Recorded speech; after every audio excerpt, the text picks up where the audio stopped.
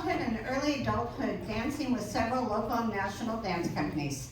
However, several injuries derailed her plans to be a professional dancer, and after over a decade of living with chronic pain, she turned to the world of fitness for relief.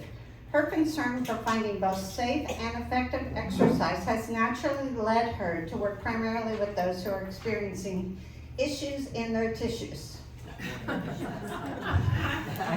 As so many of us have, Rachel's been greatly impacted by cancer. She has lost several loved ones, as well as seen the long-term effects that cancer treatments leave on survivors.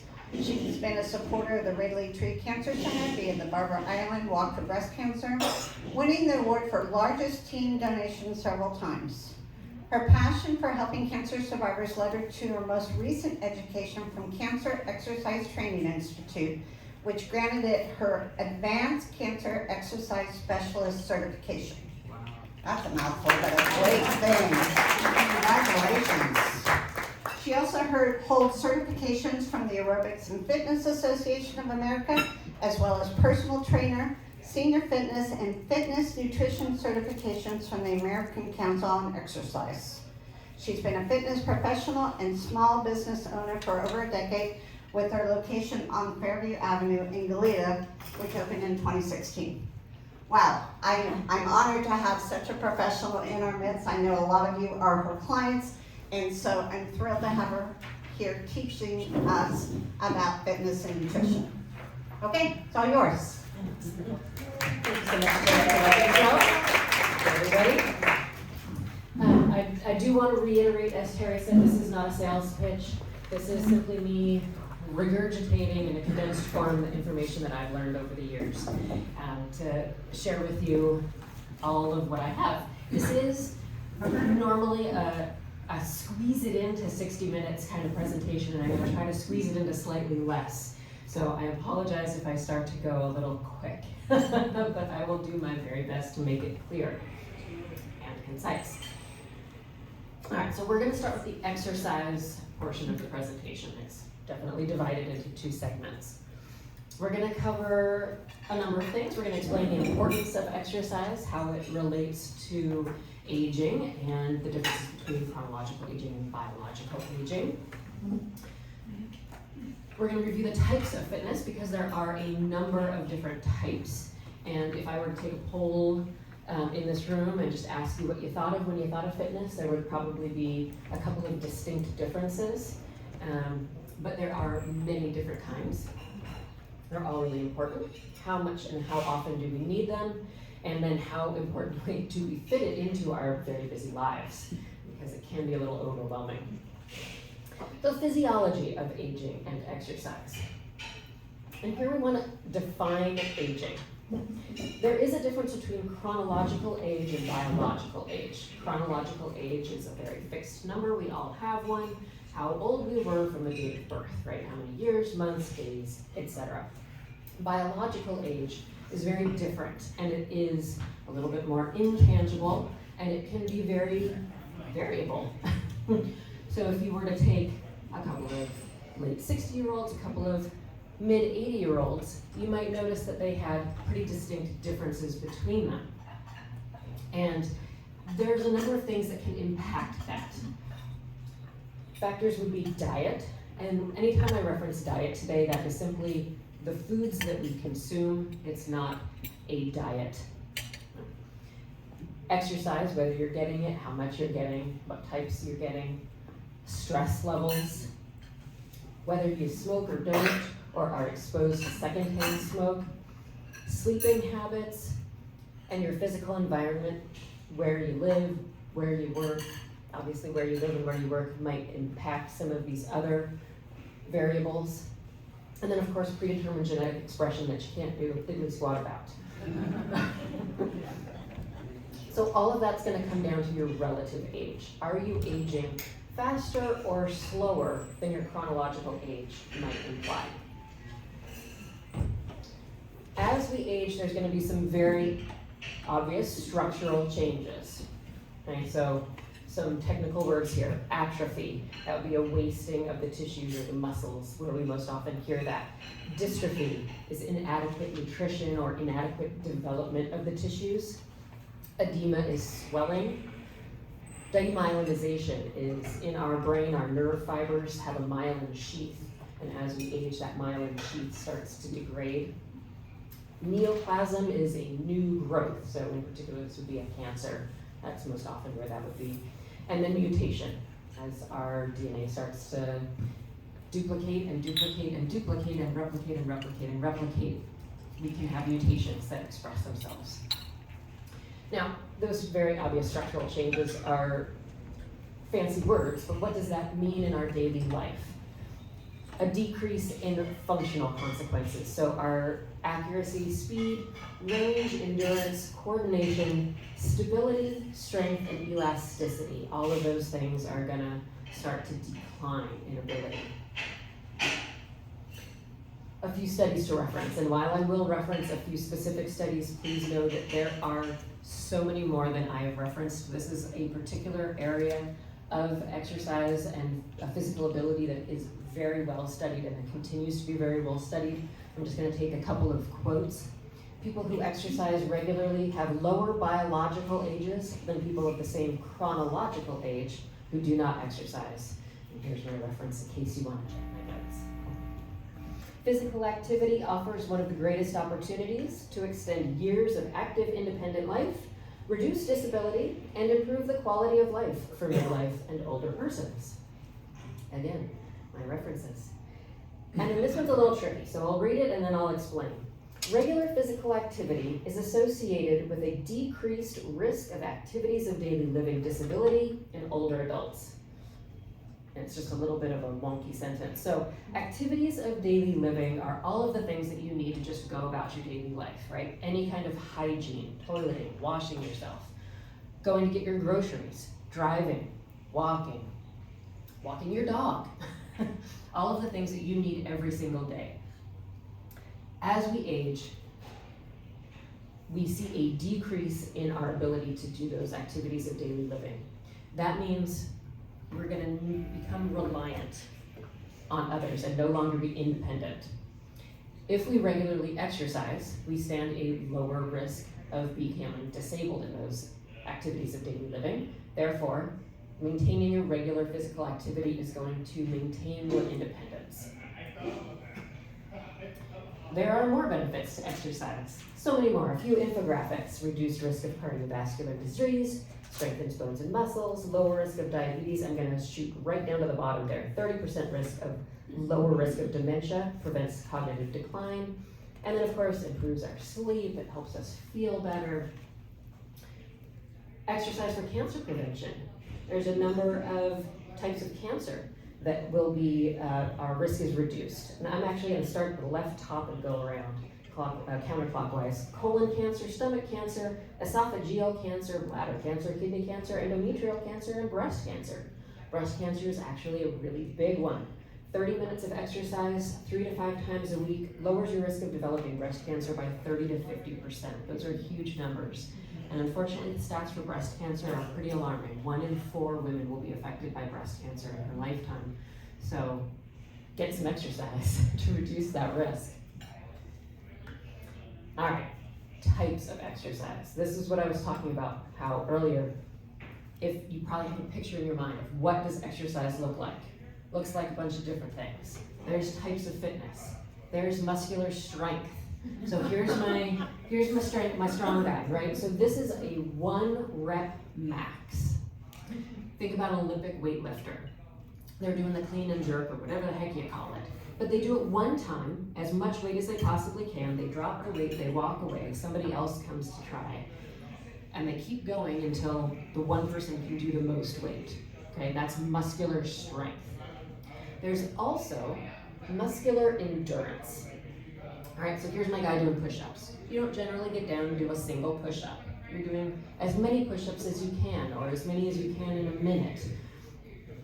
That's muscular endurance. It's how long can the muscle perform an action. I want to take a slight aside here to reference something else. Hypertrophy, which is the fancy word for bodybuilding. And the reason I include it here is because I do sometimes hear, in particular from my women clients, that they don't want to lift heavy weights because they're afraid of bulking up.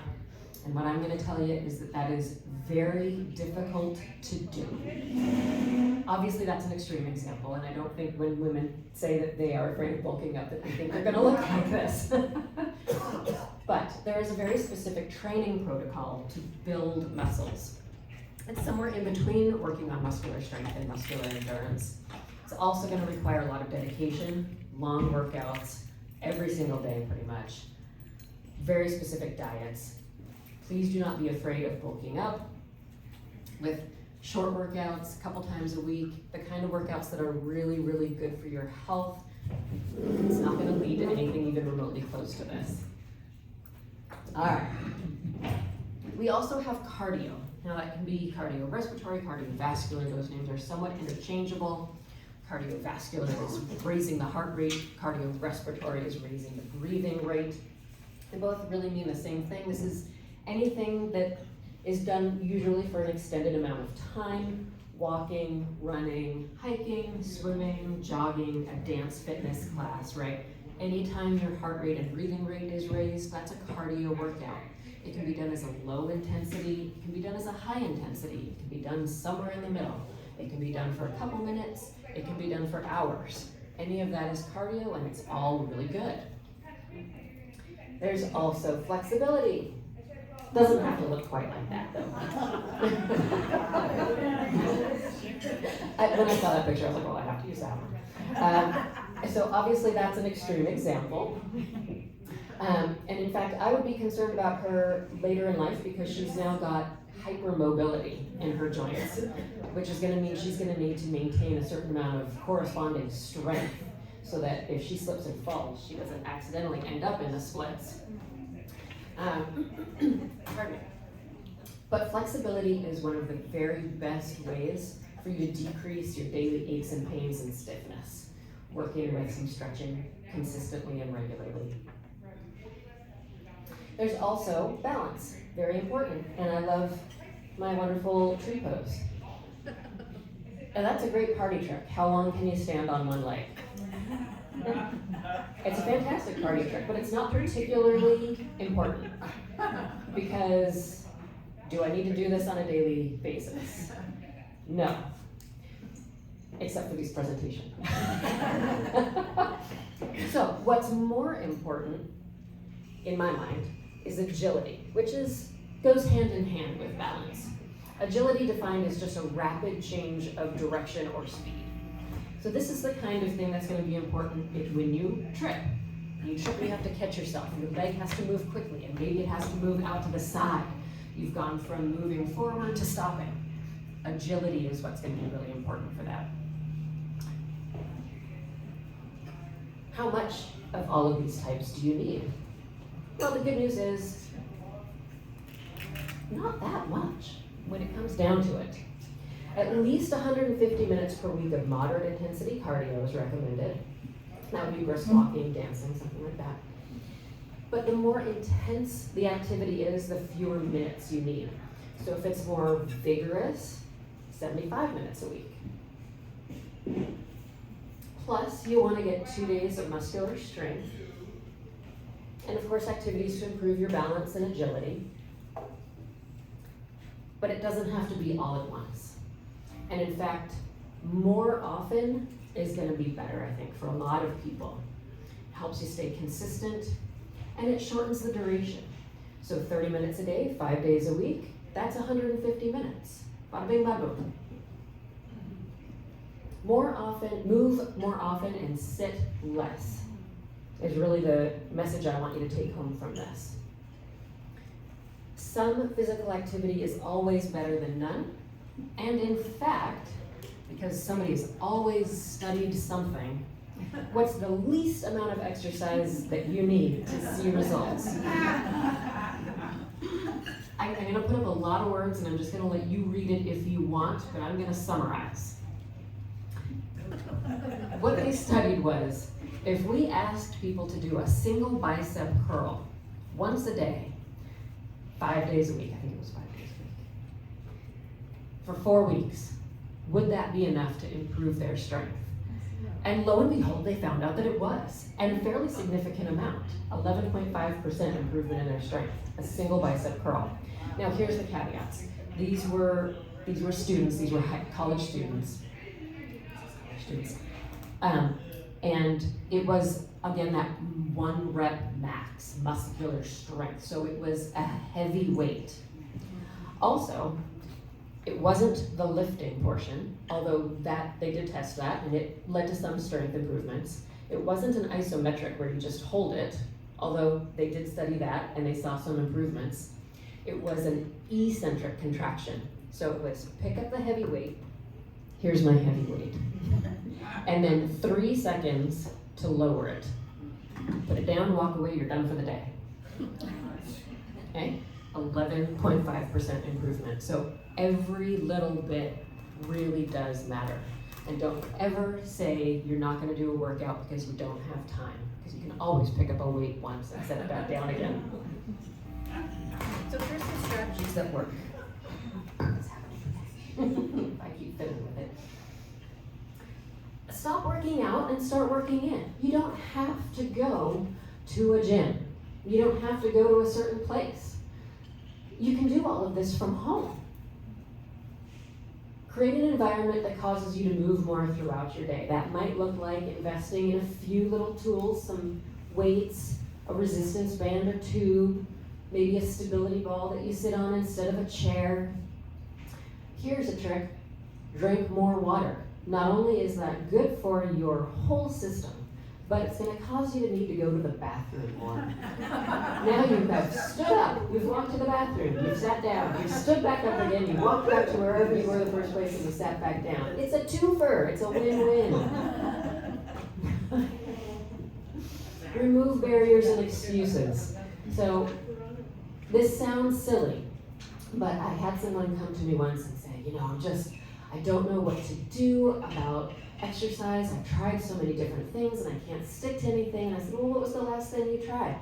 She said, okay, well, I was just, very dedicated. I said I would get up an hour earlier and I would go for a run. And that lasted for about a week and a half. And I said, oh, okay, do you like to run? She said, no, I hate running. I said, oh, but you're a morning person. She said, no, God, my alarm, I just always want to hit the snooze button. So don't decide to do something that's clearly going to be putting a bunch of barriers right up in your way. Find something you enjoy. And that's the final trick. Make it enjoyable. Can everybody hear me if I just use a strong voice? Yes. Wonderful. All right, make it enjoyable. Here's a fun class. Looks like they're doing like a musical chairs kind of a game. Now, I don't know that size crowd I'd be okay with, but I don't love the biggest dance fitness class in town. That's just overwhelming to me. That wouldn't be enjoyable. But a smaller dance fitness class would be. So you gotta find what you enjoy. And don't be afraid to try new things. Don't be afraid to walk out in the middle of the workout. That's totally fine too.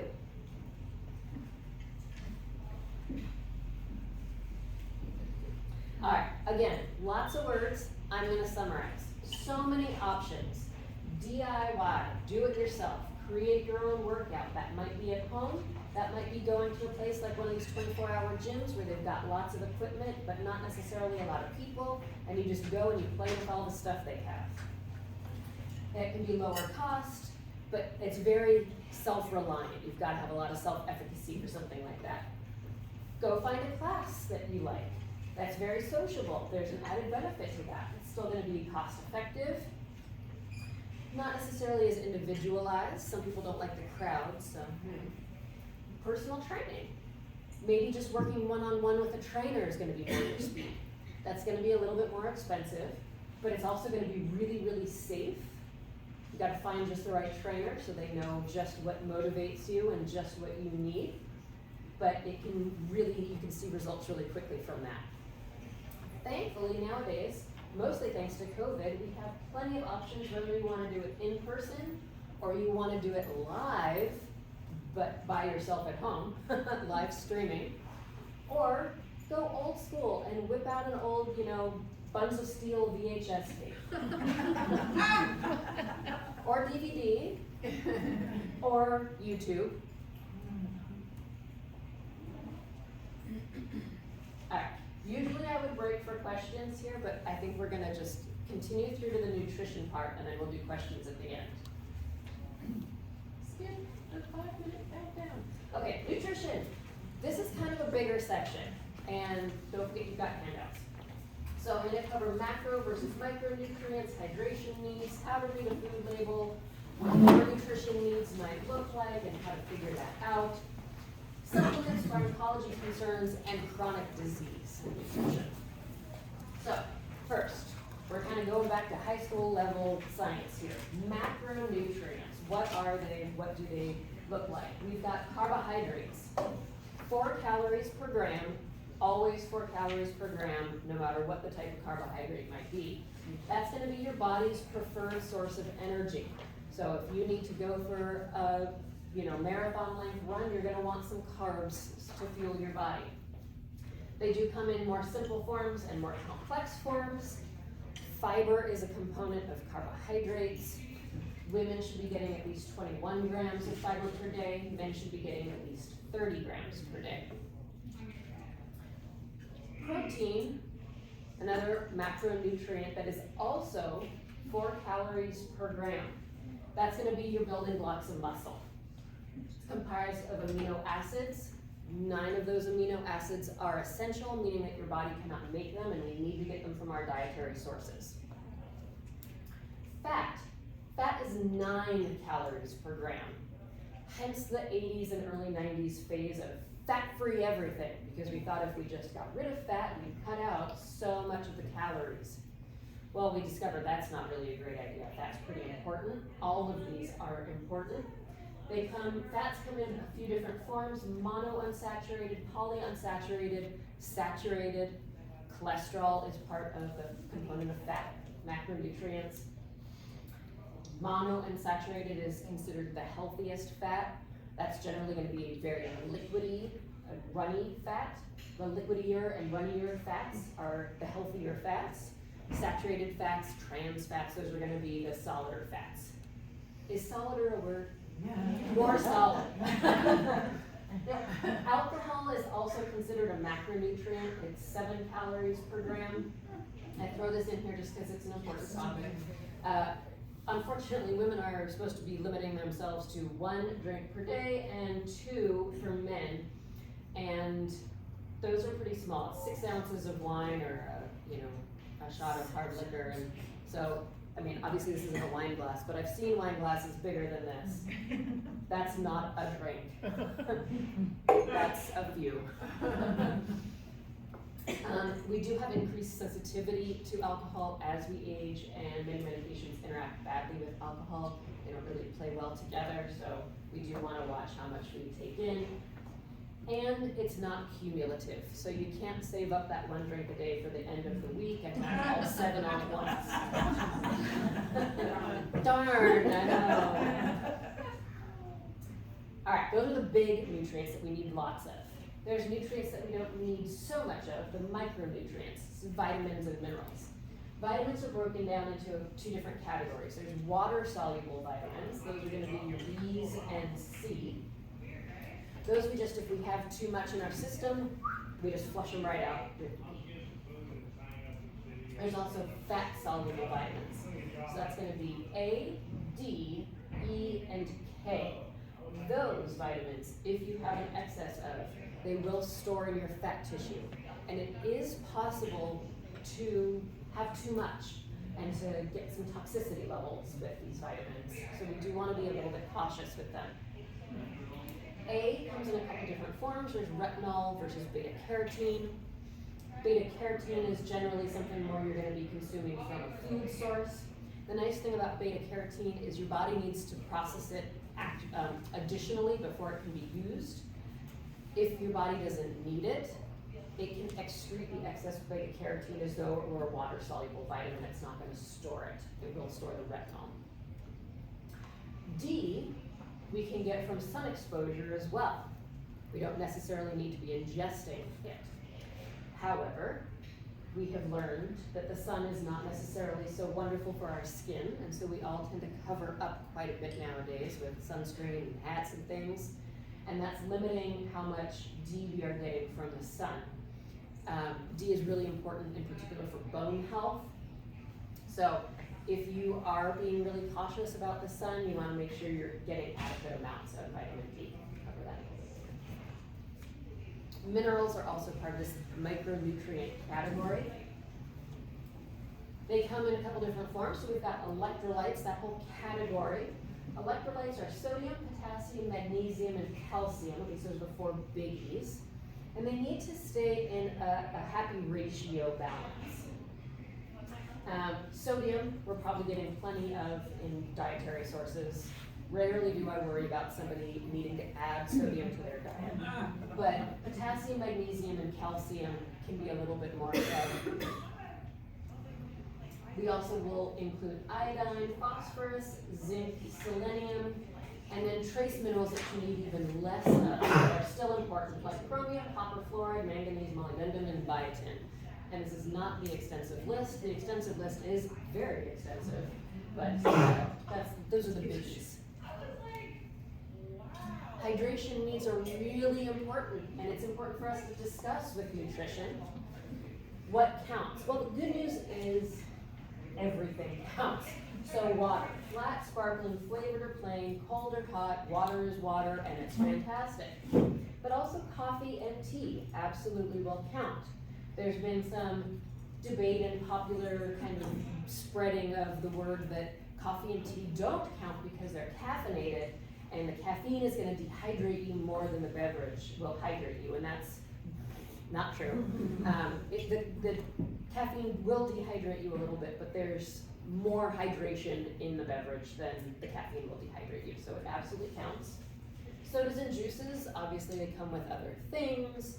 Juices, some vitamins, potentially some fiber depending on the type of juice and how filtered it might be. Sodas, sugars, and juices, some sugars too. Milk and milk substitutes, soy, almond, oat. What, I feel like there's so many. Thank you, coconut. Yeah, there's so many of these milk substitutes nowadays. They all count. And broth and soup count too.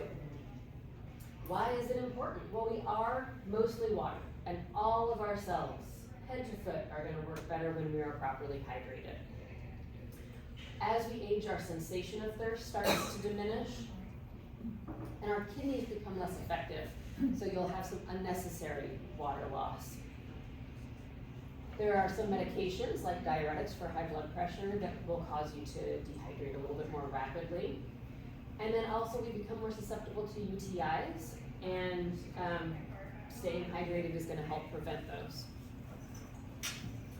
How much is enough? So that's the question everybody wants to ask. When I was growing up, it was eight glasses of water, right? That was kind of the term that was thrown out there, phrase that was thrown out there.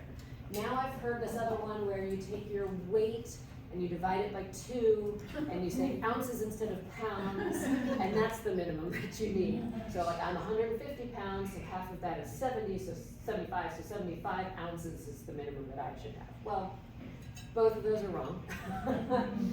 The current recommendations, actually kind of a shockingly large amount, is 2.7 liters for women, 3.7 liters for men, and this is for older adults. So if you think about a 2-liter bottle of water, or soda, right, we all kind of know what that size is. About 1.5 of those worth of liquids for women, almost 2 of them for men. Now keep in mind, it's everything, right? Everything counts, so you don't need to be drinking that much, just water on top of everything else that you're having. I have an easier way. My easier way is to check the toilet when you're finished peeing. So we want kind of a pale straw color. There should still be some color. We do not want to go clear urine. You go clear urine and your electrolytes are probably pretty significantly out of whack. You've overhydrated, and that can be a problem. But we don't want to go really dark either, unless you have a reason for that. Perhaps you've just taken a multivitamin and the darkness is from you flushing out the excess vitamins that you don't need. Some medications can cause change of colors. Certainly don't want red. Yeah, or, well, unless you know you've eaten beets, yeah. All right, food labels have fairly recently changed a little bit. So we've made a larger font for calories, we've included some additional nutrients, vitamins, calcium, iron, potassium are now required to be on the label. Unless the item contains 0, they don't have to put that it's 0. The things that are going to be most important for me when I'm looking at a food label are these servings per container / serving size. I really want to see that because that's where it gets sneaky sometimes.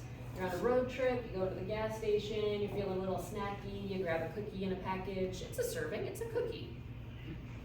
That might be 3 servings, which is bonkers, and I disagree with it entirely, but it's how they can make it look like, oh, it's only 190 calories, it's fine. No, it's a 600 calorie cookie. So watch that. There are certain things that we want to see as a low percentage. We want a low percentage of fats, cholesterol, sodium. Added sugars is a new line. We want to see that kind of low. And it sneaks into a lot of things. Even things that you would think of that were savory, like spaghetti sauce. I've seen spaghetti sauce with double-digit amounts of added sugars. There are things we want to see as a high percentage, like fiber, and some of these micronutrients down at the bottom, like vitamin D, calcium, iron, and potassium. We would like for those to be high.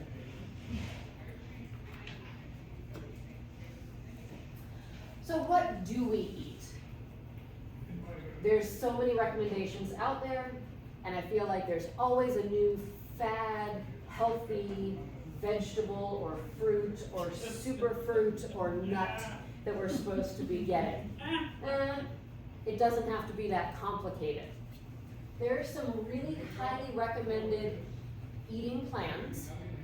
Time and time again, study after study comes back to the USDA plan, the DASH, that's the Dietary Approaches to Stop Hypertension, the Mediterranean diet, and then like a vegetarian, whole food, plant-based diet. These are studied very, very highly, and just time and time again, we hear that there's really good benefits to these. Well, the handy thing is they all have some really good commonalities. So what are those? Well, they're high in fruits and vegetables. You really want to start every meal, every snack, if possible, by grabbing a fruit or vegetable. Produce is fantastic for you. Eat more of it. They're high in whole grains. There is nothing wrong with whole grains. Please don't shy away from bread just as a general rule. There are some really great breads. They contain moderate amounts of high protein foods, like seafood, beans and peas, nuts, seeds, soy products, of course meat, poultry, and eggs. Those all count. They are small in added sugars. They contain more liquid than solid fats. That's my last one. Oh, and generally low in full fat dairy products. That's right, that always makes me sad. But so if we just stick to these things, we're doing pretty good. Doesn't have to be so complicated. What are your caloric needs? It's incredibly variable based on a number of things. But we can narrow it down to saying it's going to boil down to in versus out, right? You don't want to eat more than you are burning. You could burn more than you eat, but it's really tricky. I can sit down to a 1,000-calorie meal and I can consume that in less than 15 minutes. How long would it take me to burn 1,000 calories? The highest intensity activity that I could possibly do would probably take me a solid 3 hours because I'm not like a real fast runner or something like that. I hate running, I'm not even a slow runner. So we don't want to go less than 1,200 calories per day. That's really considered the bare minimum. If you were just like comatose in bed, you would need about 1,200 calories a day, so it's dangerous to go less than that. We're talking about 1,600 to 2,000 calories for women, unfairly 2,000 to 2,800 calories for men. But again, it's incredibly variable. These calculations are based on your biological sex, your chronological age, your activity level. To keep it a little bit easier, I like to just ask myself 3 quick questions. I'm not real consistent about this, but I try to be, because it creates a really good mindfulness about eating. Here's my 3 questions. Am I hungry? Is it smart? How much do I need? What I like about these 3 questions is that there is no right or wrong answer. It's simply being honest with myself about it. Because here's 2 scenarios. Am I hungry? Yes. I started work today. I had my first client at 7 a.m. I've been working straight through. My first break was at 1. I am famished. I haven't had breakfast since 6. Or am I hungry? Nope. I just finished lunch an hour ago. But my cousin's college roommate's best friend's cat just died, and I heard about it, and it made me kind of sad. Is it smart? Yes, I prepackaged my lunch for the day. It's a vegetarian lentil dal with spices and veggies and whole grains, and it's super delicious, just the right amount that I need. Is it smart? Nope. It's a carton of Ben & Jerry's. How much do I need? Well, I have this pre-portioned amount, and it's in this nice little container, and so I'm just gonna sit down, I'm gonna eat the whole thing. I don't even really have to think about it. It was already done for me. I thought about it yesterday when I packaged it up. Rad. It's a pint of Ben & Jerry's. Do I need the whole pint? Yes. Maybe I'll start with a scoop, and I'll put it in a teacup. And I'm gonna come over here and I'm going to turn off all the distractions. I'm just gonna, I know I'm emotionally eating, and it's fun. I'm just gonna enjoy my Ben & Jerry's. I'm gonna savor every bite. I'm gonna wash my teacup. I'm gonna set it aside. I'm gonna give myself 5 minutes. I'm gonna see if it did the trick. Maybe it did, maybe it didn't, and I'm gonna go back for a second teacup. It's okay. It's just being honest with yourself and having that discussion a little bit. There's no right or wrong. Helps us make maybe more better choices. Not even gonna try. All right, couple quick other concerns. Ooh, we're doing okay on time, aren't we? Right. Okay, good. Other concerns, nutrition-based concerns. As we age, there's a couple of nutrients that are particularly important. I'm gonna cover 2 of them.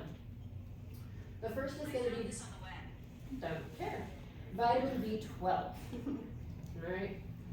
A recommended amount is 2.4 micrograms. So you're super teeny.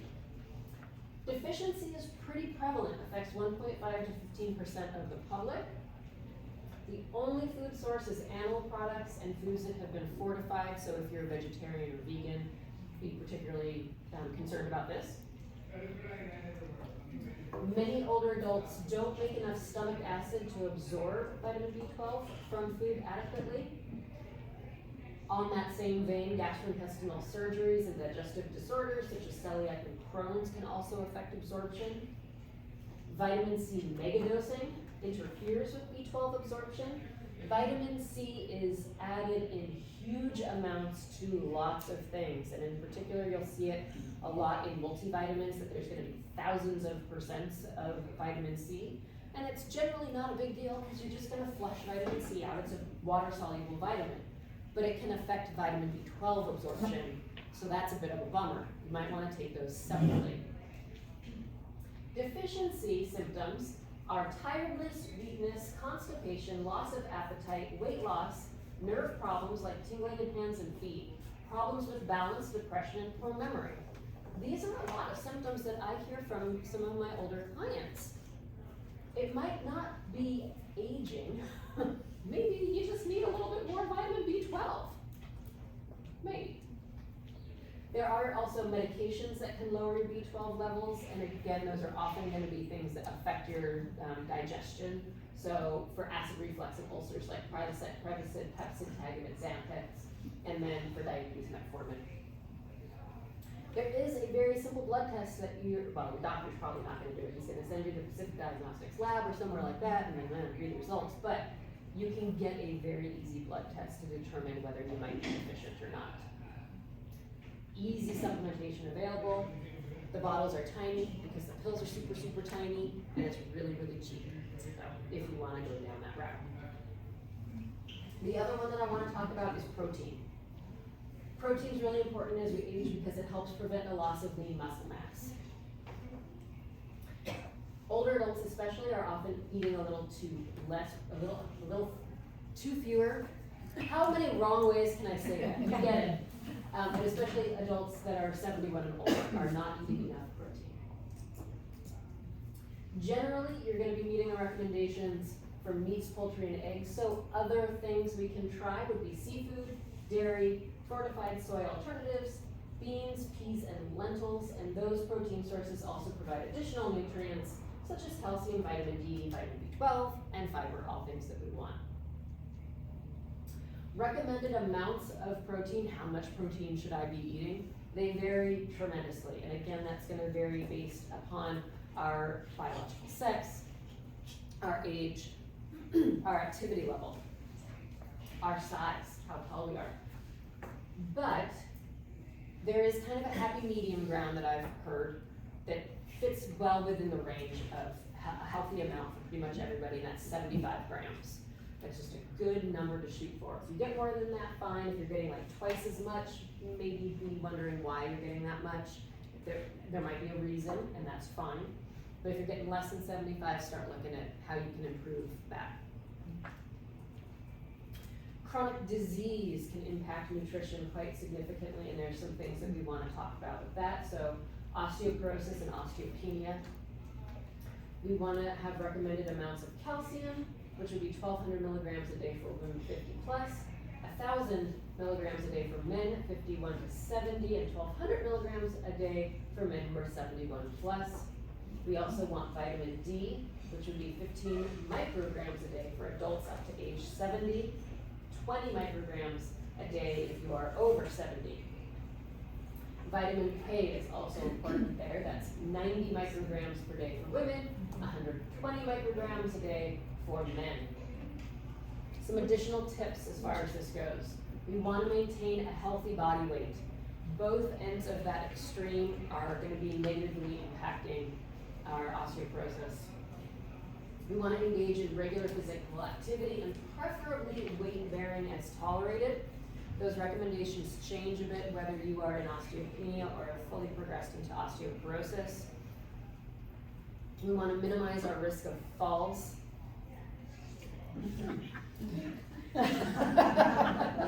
Which is easier said than done. Hypertension or high blood pressure. Some things to think about. We want to decrease our sodium intake, not only by adding less salt to our meals, but by checking food labels. Again, you'd be surprised where sodium sneaks in. The American Heart Association recommends no more than 2,300 milligrams a day, with an ideal limit of no more than 1,500 milligrams per day for most adults, especially those with high blood pressure. And if you can cut back by 1,000 milligrams a day, that can really improve your blood pressure and your heart health. The other component here, the flip side of decreasing your sodium, is to increase your potassium intake as approved by your medical team. Because there are some instances where you wouldn't want to do this, but for most people. Supplementation is not necessarily recommended. So hyperkalemia is too much potassium. If you have too much potassium, that's going to send your heart rate the other direction, right? And high blood pressure is often a higher heart rate, and hyperkalemia is lower, and in fact, it can stop your heart. That's hard to do. In part, it's hard to do because supplements are limited. Potassium supplements are limited to 3 milligrams per dose, and you need twice as much potassium as you need sodium. So you're gonna end up having to take like an entire 90-count bottle to get a daily dose of potassium that you need. So don't look to supplementation necessarily for your potassium. Good news is there's a lot of really delicious foods that are high in potassium. Potatoes and sweet potatoes, That's really easy to remember. Potassium potatoes. Soy products like edamame, tofu, soy milk. Avocados, tomatoes, beets. Coconut water is delicious. Watermelon, coming into the summer months. Beans and some fish like tuna, halibut, cod, trout, and rockfish. Cooked spinach and broccoli. What's the potassium thing I'm forgetting? Bananas. Everybody always says, oh, I got like a muscle cramp, eat a banana. Bananas are an okay source of potassium, but if you were gonna try to get all of your potassium needs from bananas, you'd need to be eating about 15 plus bananas a day. So they're good, don't stop eating bananas, but if you're trying to increase your potassium intake, there's a bunch of other foods you can pick from too. Some pharmacological concerns, and of course, whenever you're taking drugs, read the label, insert carefully for warnings. You always want to be talking to your doctor about anything to do with medications. Grapefruit juice can impact a lot of medications, statins and calcium channel blockers. Generally speaking, the grapefruit juice is going to increase the bioavailability of the medication, so it's going to affect you even more than it would otherwise, and that's why you don't really want to be consuming the grapefruit juice with the medication. If you're a lover of grapefruits and grapefruit juice, you can often get around it by simply taking the medication at a substantially different time than you would be having your grapefruit juice or eating your grapefruit. Warfarin and vitamin K, and warfarin with cranberry, grapefruit juice, and alcohol. Warfarin and a high protein diet. So pretty much anytime you're taking warfarin, generally speaking, you start at a certain amount and then you slowly are increasing the dosage until you find a dosage that works for you. During that time, the assumption is that your diet is about the same. So you don't want to drastically change your diet, is the biggest thing. You don't want to suddenly be increasing your potassium intake. You don't want to be suddenly eating a bunch more vitamin K. Alcohol and just about any drug is going to interact poorly. So just don't drink your daily medication with wine at the end of the day. MAOIs, the pickled, cured, and fermented foods. So those foods contain tyramine, which can raise your blood pressure. The medication affects the metabolism of tyramine, so your blood pressure rise might be even more pronounced. So on the offhand chance you take MAOIs, which would be some antidepressants, and for Parkinson's, watch it with those foods. Lots of drugs don't talk and play nicely with calcium-containing foods.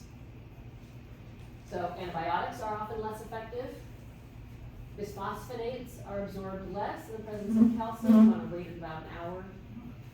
And acids, thiazide diuretics for hypertension, lithium for mood disorders, and thyroxine for hypothyroidism increase the calcium level in the body. Attention should be paid when food rich in calcium is taken with these drugs to avoid building up an excessively high calcium level in the body. That can affect your heart rate and it can affect muscles. Supplements, what I like to call pills, potions, and powders. Lots of things fall under this category. So vitamins are supplements. Minerals are supplements. So are herbs, botanicals, protein powders, and amino acids. Prebiotics, probiotics, plenty of others like homeopathics, fish oil, caffeine. Any of those things are under the umbrella of supplements. General rule of thumb with supplements is that we want to have a little bit of concern about them. We want to be cautious. The FDA is not authorized to approve dietary supplements for safety and effectiveness before they're marketed. They just come out and good luck to us all. Sorry, I didn't understand that. Mixing medications and dietary supplements can endanger your health. Do not assume that natural means safe. Make sure you're talking to your healthcare professional before taking any supplements. Be sure to have a list of all your supplements and medications updated and on file with your doctors, with pharmacists. Bottom line with supplements, we want to take them only if we have a genuine need. Please don't just see an article in a magazine and say that sounds great and I'm going to buy it the next time I'm in the store. You really wanna make sure that if you're taking vitamin D, that it's because you have a deficiency in vitamin D. Make sure that there's strong science to back up its usefulness. There's a lot of, I'll just call them interesting things that hit the market. And they can make some pretty wild claims. And as you heard, the FDA doesn't test any of that. So they can just say whatever the heck they wanna say. And there's no one really testing to make sure. Make sure you're buying from a trusted manufacturer. It's not even always safe. There was just a thing I was reading in Consumer Reports the other day about spices and how some brands were really contaminated with heavy metals. And it wasn't brand specific. It wasn't like, don't ever buy this brand. It was just one particular spice from that brand. And organic didn't make any lick of difference. So unfortunately, we've really got to be doing our own due diligence on stuff like this. And again, make sure your medical team knows you're taking and approves of you taking it. And I get it. Sometimes nutrition can seem really confusing. Do this, except for when we say don't. But most importantly, stick to the basics. Does not have to be complex. Don't fall for the newest hyper fad. I saw beet juice for sale in Sprouts the other day. Tiny little shots of beet juice. It was marketed as good for muscle recovery. It is. It's high in potassium. It's fantastic for muscle recovery. This tiny 2-ounce shot, not nearly enough to do anything, and it was $7. Oh my goodness. Don't fall for it. And then communicate with your medical team. All right, after all this knowledge that we now have, you're ready to make a change. A big change, a little change, about exercise, about nutrition, any kind of change. How do we make a change and make it stick? We want to set a SMART goal. And that's going to be the second page of your handout, this little worksheet in case you want to make a SMART goal. Our SMART goal is specific, it's measurable, achievable, relevant, and time-bound. As a for example, I want to get into better shape. It's a goal I often hear. Not a very good goal. What's it going to look like? When are we going to get into shape? How are we going to get into shape? Well, what if we phrased it as, by the end of April, I will be getting the recommended 150 minutes per week of moderate intensity cardio by taking a 30-minute walk 5 days per week in my neighborhood right after I eat dinner. Well, that's all of those things. It's specific. It's really specific. It's measurable. Is it 150 minutes? Is it 30 minutes a day? Was it 5 days a week? Good thing about it is it's kind of flexible. Maybe Sunday happened and I didn't walk. Monday happened, I didn't walk. Tuesday happened, I didn't walk. Now there's only 4 days left of the week. Okay, well I can still make my 150 minutes work. Instead of 30 minutes, I'm gonna go, what's the math? 38 minutes, something like that. I can still make it work. Is it achievable? Absolutely. I would imagine that a goal like this, or whatever goal you might set, it's achievable. It's 150 minutes. I didn't say 750 minutes. Is it relevant? Well, absolutely. This is the recommended amount of cardio. That's very relevant. If my goal was to run a marathon, that might not be relevant. Thankfully, running a marathon is not my goal. And is it time bound? Absolutely. By the end of April. That's my time bound.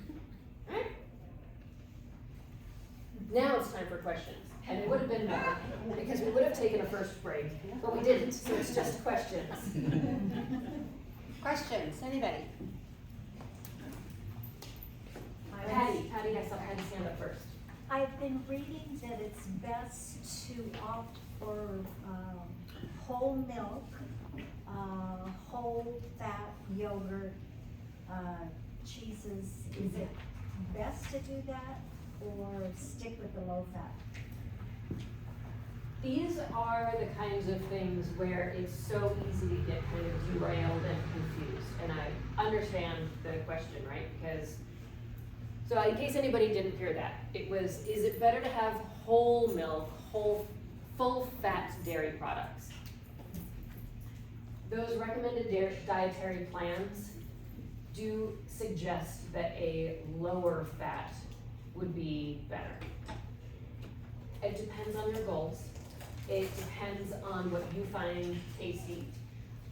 if you were to have whole milk versus skim milk, and you say skim milk was gross, I'm never gonna drink it, but I'm relying upon it for the calcium, for my bone health, well, I would say then have the whole milk, because that's gonna get you drinking the milk. So my answer is gonna be, it depends, and I'm sorry that I can't be more specific than that. Yes, well, I think the gentleman had a question. Can I follow up on A that? follow-up, yes. I was appalled to discover when I looked at labels of these low-fat or no-fat things, what they were doing was they were replacing the fat with sugar. Exactly. So what I found was I had to check the label of anything that said it was low-fat or no-fat, and make sure that I'm just pushing in sugar. And check the ingredients, because if it's something like a yogurt, I would say yes. That's what I mean. But if it's like a milk, what you will see is a whole fat milk versus a non-fat milk. The non-fat milk will have a higher percentage of sugar simply because there's kind of more room in it for the lactose to increase, because the fat has gone out.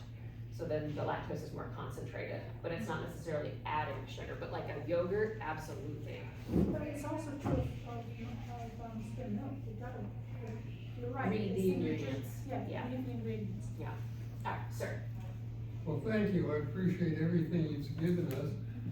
My experience working with people, particularly those that are in-home care or are bound to be in-home care, how do you motivate people to do the things that you're talking about when at the beginning of their stage of needing this, they're not motivated? How do you motivate people?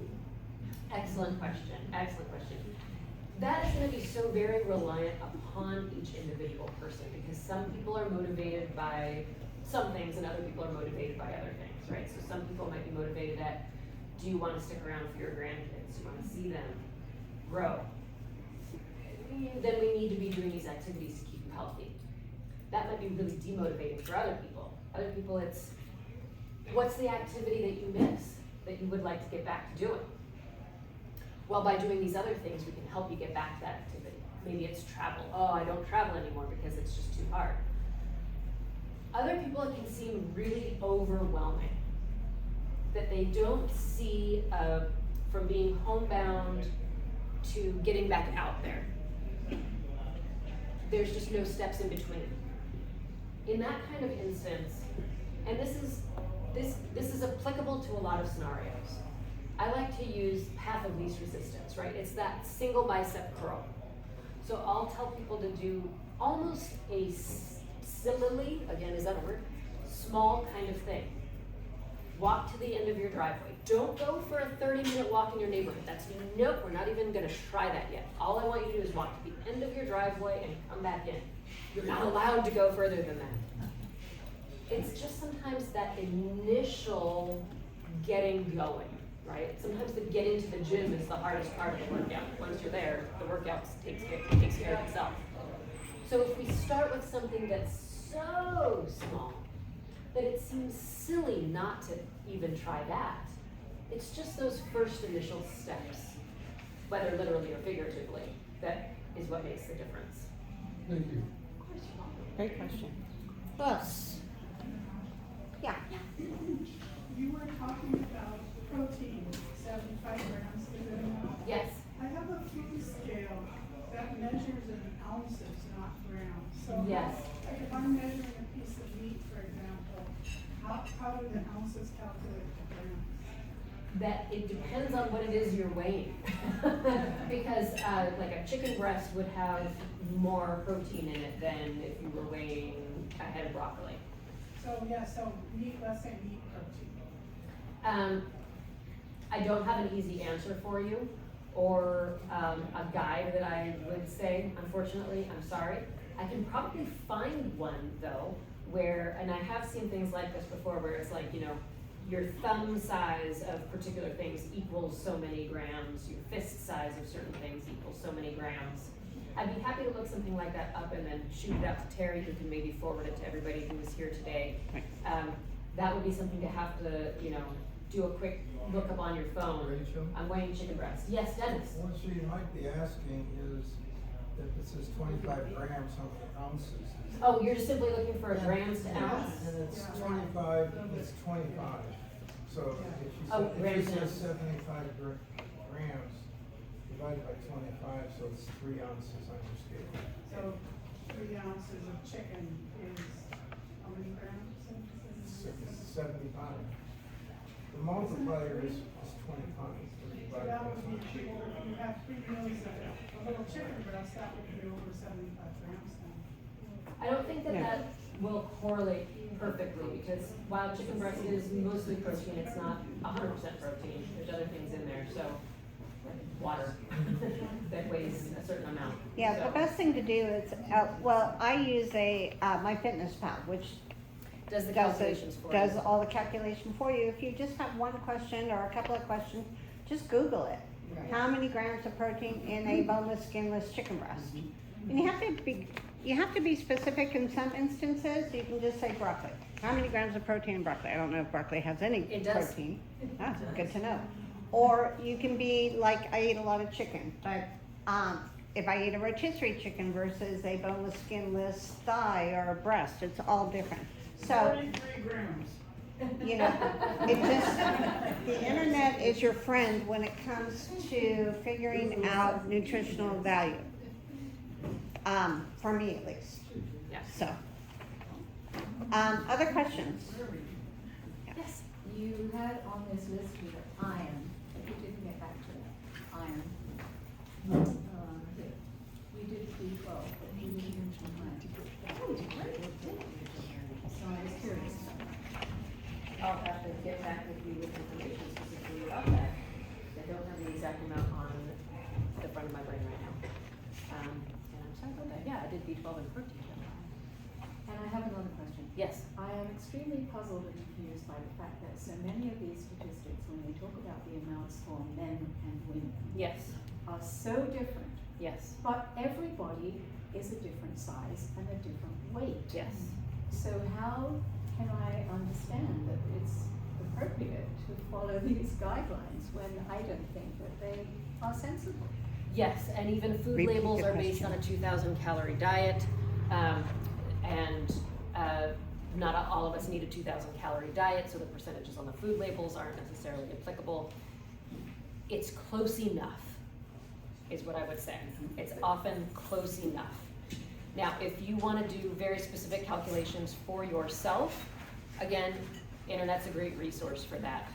You can plug it in, you know, your age, your biological sex, your weights and your height, and get very specific dietary recommendations for milligrams, micrograms, grams of protein, carbs, all of that. Otherwise, yeah, it's just kind of a general loose guide. Very loose, as far as I'm So the concerned. question was, you know, all these recommendations are made for male or female, what about me? So as Rachel was saying, that it's a general guide. If you want to have very specific recommendations, look it up on online.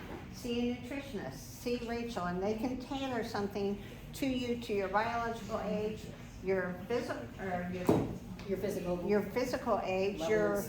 height, your weight, How male, active you might be. female. They can coordinate the whole thing and create a nutritional plan.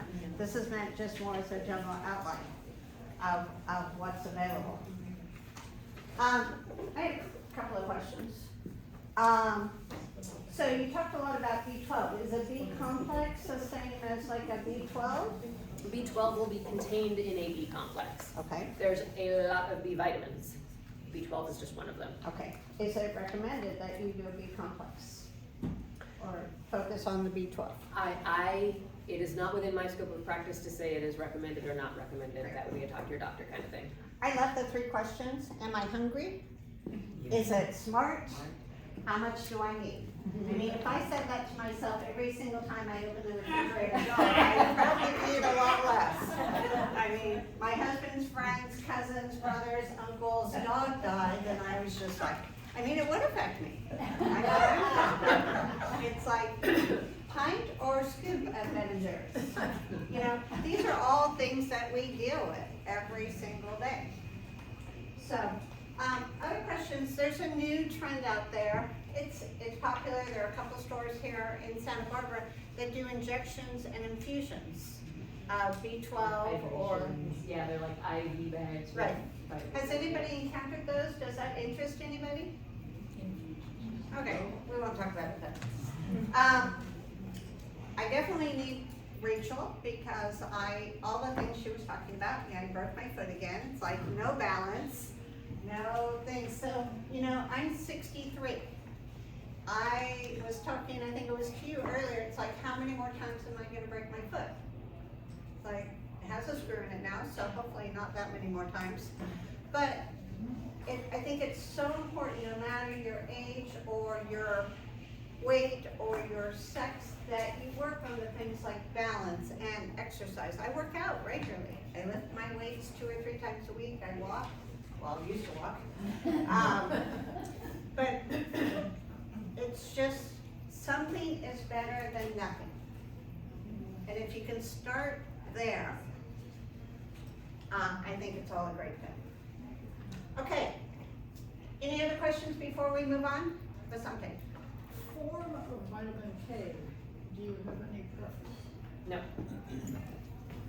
So what vegetables or what things are good for vitamin K? Honestly speaking, any vitamins, any minerals, look to fruits and vegetables for it first. The produce is gonna be the highest in these micronutrients. Vitamin K is dark leafy greens, and particularly cooked dark leafy greens will be more bioavailable. Your kale, your spinach, chard, broccoli. Okay. On your surveys, you'll notice, would you like to have a coffee date with me? And those of you who've been around for a couple of months notice that it's still on there. I will meet you for coffee, for cocktails, for breakfast, lunch, and talk about whatever you want to talk about. Doesn't have to be about real estate, doesn't have to be about trust, but I can help you in any of those things. We can talk about my dog. Happy always to talk about him. His name is Loki, he's 2 years old. So, this, once again, this is not a sales presentation, but I am here for you to use as a resource. Thank you. You're welcome. Lots of new people again. What I do 2 $25 gift card drawings just for showing up. And then I do a $50 gift card drawing for those, just one $50 card. I do a drawing from those of you who turn in your surveys completely filled out. Okay? So, you're welcome. That's why I like the surveys back. Pick a name.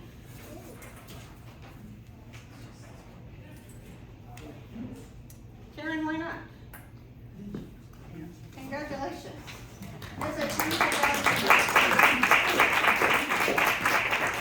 Okay, and we got one more name. Yay! Yep, we have 2. Frank.